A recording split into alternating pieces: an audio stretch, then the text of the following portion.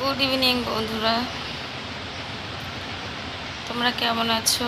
আশা করছি ভালো আছো, আর আমরাও ভালো আছি। তা বিকেলবেলার দিকে বুঝতে পারছি, চোখ খুলতে পারছি না। উফ, শরীরটা এতটা দুর্বল লাগছে, কি বলবো। কারণ ঘুমটা তো একদম পোষায়নি। ছেলে উঠে গেছিলো, ছেলেকে খাওয়াতে খাওয়াতে আমি নিজে কখন ঘুমিয়ে পড়েছি নিজেই জানি না। উঠে দেখছি পুরো সন্ধে হয়ে গেছে, ঘরবাড়ি কিছুই ঝাড় দিতে পারিনি।